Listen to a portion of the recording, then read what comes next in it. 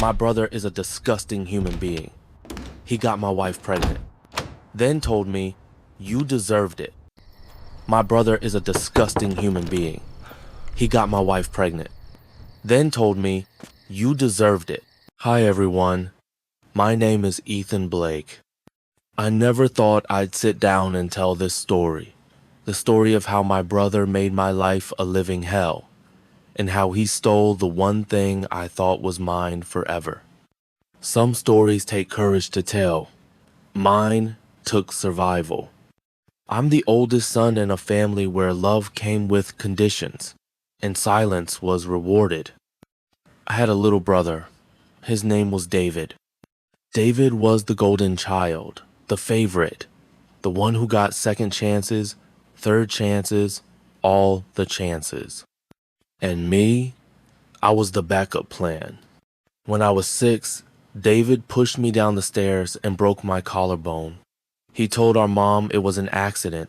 She looked me dead in the eyes and asked what I did to provoke him. That was the beginning of a pattern. I bled, I bruised, I cried, and David smiled.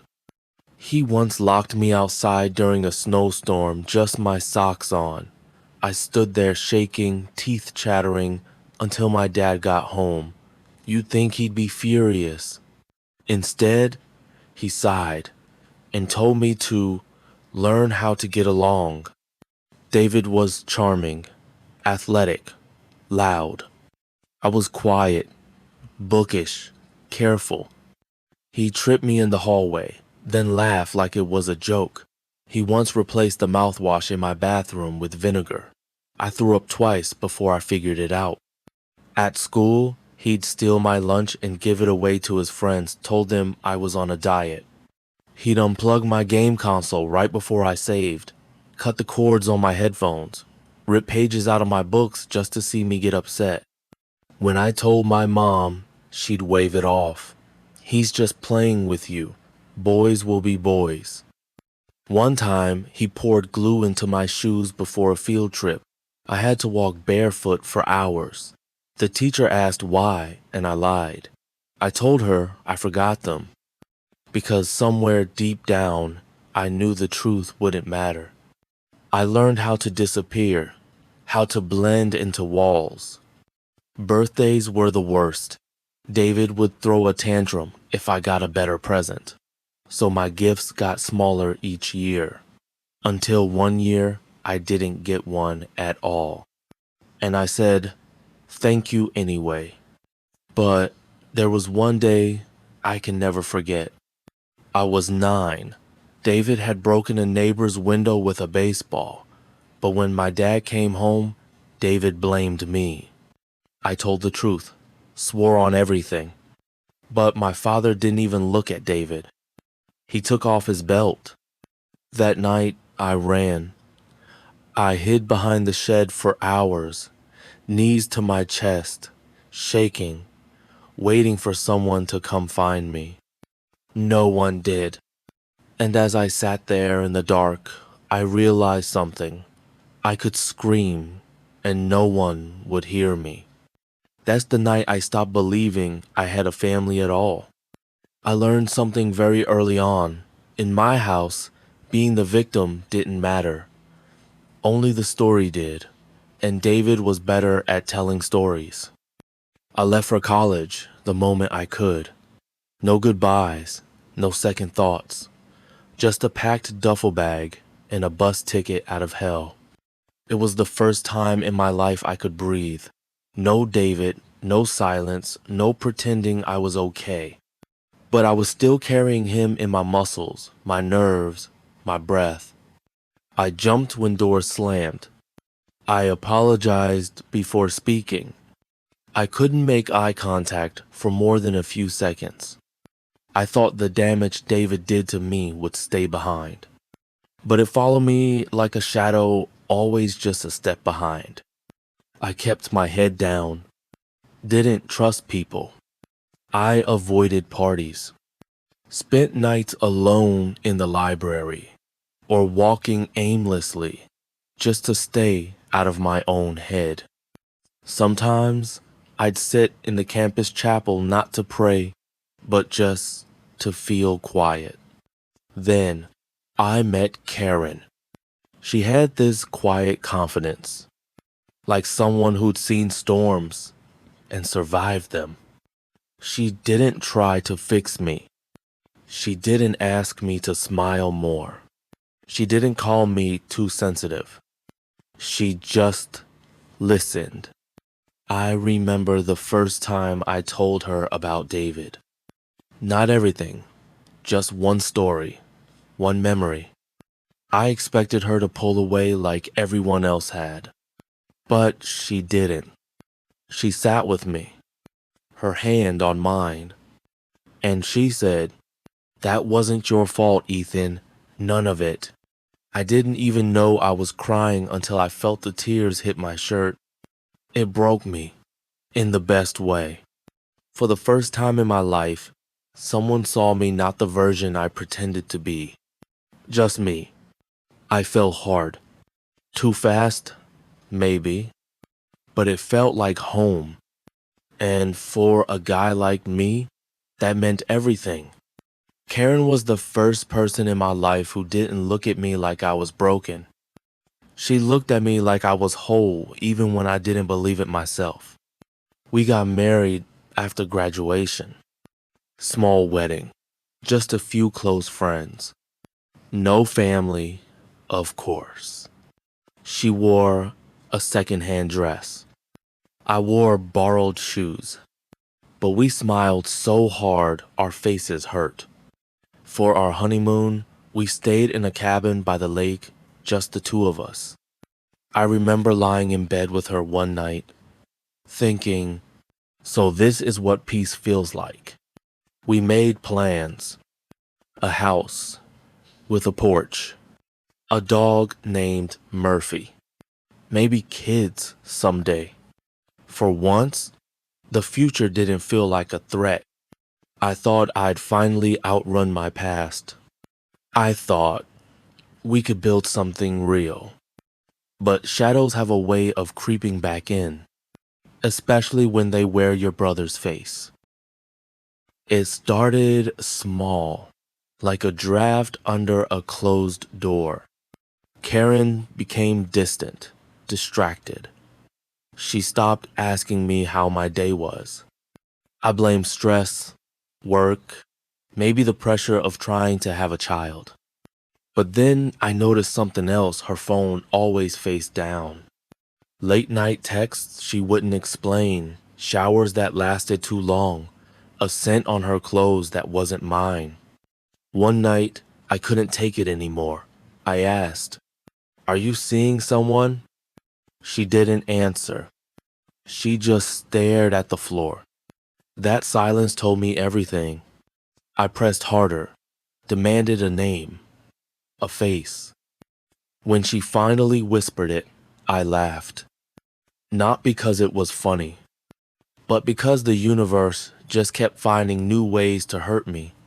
David, my brother, the same brother who used to spit in my cereal. Now he was sleeping with my wife.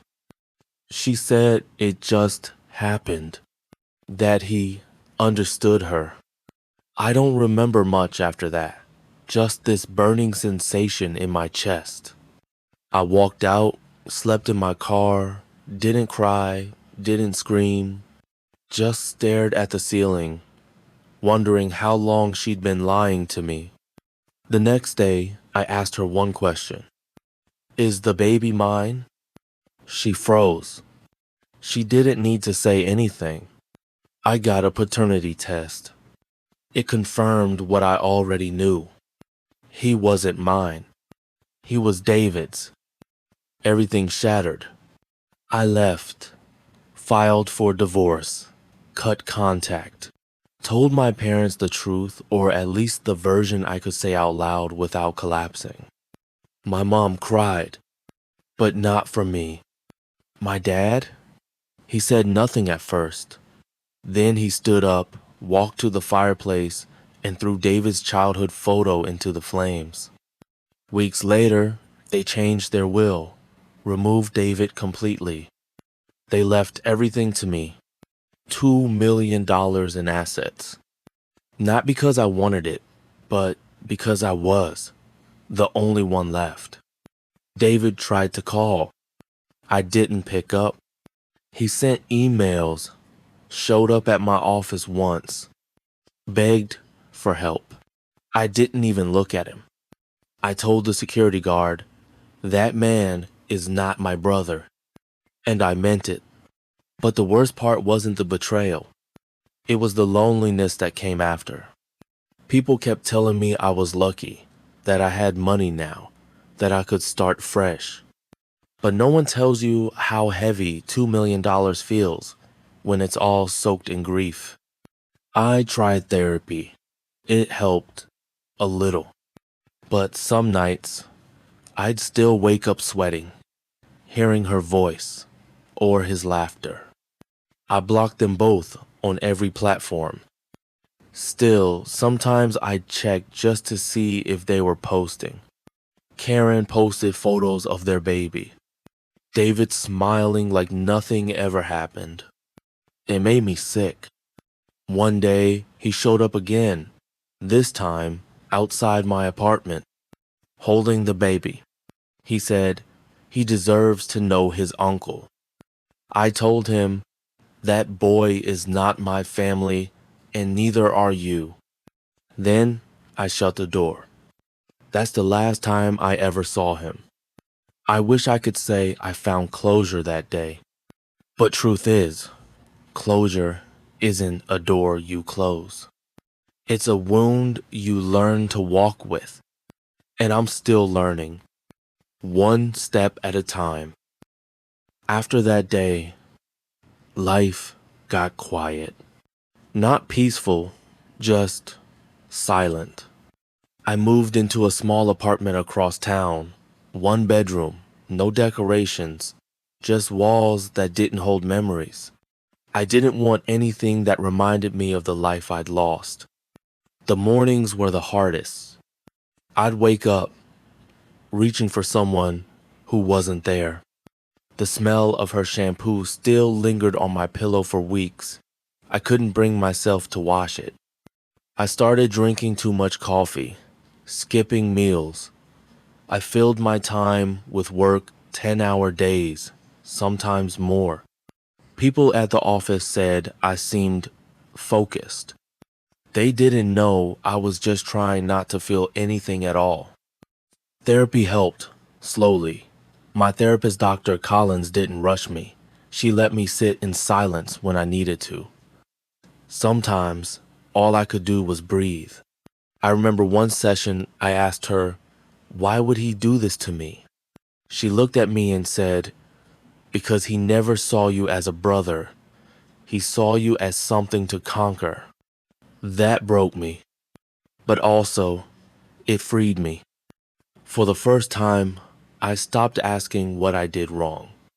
Instead, I started asking, what do I want now? I reconnected with my dad. We started meeting for lunch every Sunday. He apologized not with words, but with time. He showed up. He listened. We talked about sports, politics, books, but never David. That was the silent agreement. One Sunday after lunch, I asked him, do you regret it, everything that happened? He stared into his coffee for a long time. Then he said, every day, but I'm still here, if you'll have me. I just nodded, and somehow, that was enough. My mom didn't speak to me for months. She thought I'd poisoned the family, that I'd turned my father against her. I didn't respond. Eventually, she sent a letter. No apology, just a photo of me as a kid. Me and David sitting in the backyard. I was smiling. He was holding a stick behind my back. That said more than any apology could. I burned the letter, not out of hate, but because I needed to. Sometimes healing means letting go of the version of the past you wish was true.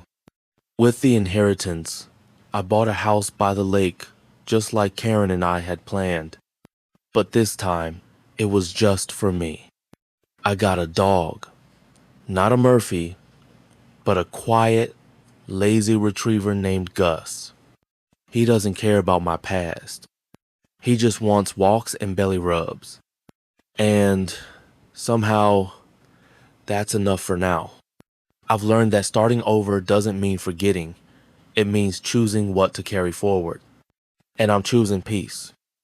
Not revenge, not closure, not even justice. Just peace. I started taking Gus for walks around the lake every morning. At first, I wore headphones drowning in podcasts, trying not to think. But one day, I left him behind. And I listened. Birds, wind, the sound of Gus's paws crunching leaves. And that was the first time I felt truly present. One morning, I stood on the porch, watching the lake shimmer in the sun.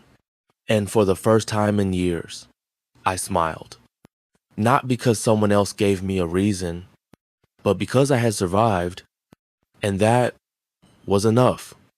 I didn't think I'd hear about David again. But the internet has a way of dragging ghosts back into your life. A friend from college sent me a link, a Reddit thread. It was titled, "Am I the jerk for cheating on my wife with my brothers?" I clicked it. There he was. David, telling his version, playing the victim, saying he was abandoned by his family and that his brother ruined his life. The comments were brutal. One said, "You're not the victim, you're the villain." Another, "You deserve every ounce of karma coming your way." It was the first time I saw strangers defending me, even though they didn't know they were. Weeks later, I got a call from a blocked number. I let it go to voicemail. It was Karen. She sounded tired, worn down. Her voice was flat, like someone who hadn't slept properly in months. She said David had lost his job. He drank too much, slept all day. They were behind on rent. And their son, my son, was starting to ask questions. She said, "He still talks about you, about how things used to be. He says he misses you." I didn't reply. I didn't even save the message. But it haunted me for days. Not because I felt guilty, but because I realized something. David wasn't sorry. He just missed the version of me that kept forgiving him, the version that kept showing up, even when he burned every bridge between us. I started looking through old photos again, childhood birthdays, family holidays, all the times I smiled through gritted teeth, all the times he made me feel like a ghost in my own home. I remembered the way he laughed after he pushed me into the pool fully clothed at our cousin's wedding. I was 12. Everyone laughed too, except me. I remembered the time he threw away my college acceptance letter, just because he could. He wasn't a troubled kid. He was cruel. And now, life was finally showing him what it felt like to be powerless. I didn't celebrate his downfall. I didn't toast to his failure. But I didn't mourn it either. That night, I took Gus for a long walk through the woods. The sky was clear, the moon full. And I whispered, "You don't get to take any more of me." David's collapse wasn't some cinematic punishment. It was slow, boring, pathetic. The kind of ending you get when you've burned everything and everyone and expect the world to pity you when the flames finally reach your feet. They say living well is the best revenge. But I'm not seeking revenge anymore. I just want peace. Still, it's hard not to feel a twinge of justice. Knowing the person who tried to destroy me destroyed himself instead. And I didn't have to lift a finger. Closure didn't come as a thunderclap. No grand epiphany. No Hollywood music swelling in the background. It came the morning I stood at the lake, coffee in hand, and realized I didn't hate him anymore. I didn't forgive him either. But the fire, it had gone out. In its place was just stillness. A few months after David's Reddit post blew up, I got an email from a journalist. They were writing a piece on family betrayal, wanted to tell the human side. I declined, not because I was ashamed, but because I was tired of living in the shadow of what happened. David and Karen had become ghosts I stopped feeding. And without fuel, even the worst memories start to fade. Still, I think about the child I was, that boy who flinched at every raised voice, who held his breath at the dinner table, hoping to disappear. I want to tell him, you made it. You're safe now. Sometimes I write letters I never send, to my mom, to Karen, even to David. The last one I wrote to him just said, you were supposed to protect me. Instead, you taught me how to survive without anyone. I burned it in the fireplace, watched the paper curl and vanish. There was something final in that. I started volunteering at a local shelter, not because I wanted to be noble, but because I needed perspective.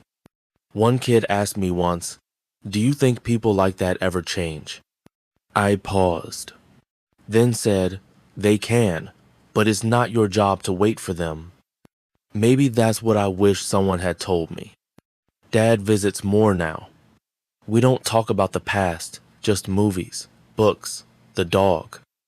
He brought me a photo once, me as a baby, him holding me like something fragile. There were tears in his eyes when he gave it to me. Sorry I didn't protect you sooner, he said. I didn't reply, just hugged him. Some wounds don't need words to heal, just presence. The house by the lake is full now, not of people, but of meaning. Art on the walls, coffee rings on the table, Gus's fur everywhere.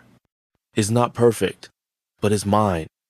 I wake up some mornings and still feel the weight of it all, but it's lighter than before.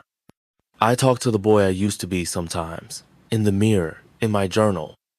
I tell him, you don't owe anyone your pain, and he believes me now. One day, I may tell this whole story, not anonymously, not in anger, but with the calm of someone who lived through it. But for now, this is enough. I lived. I healed. And I'm still here.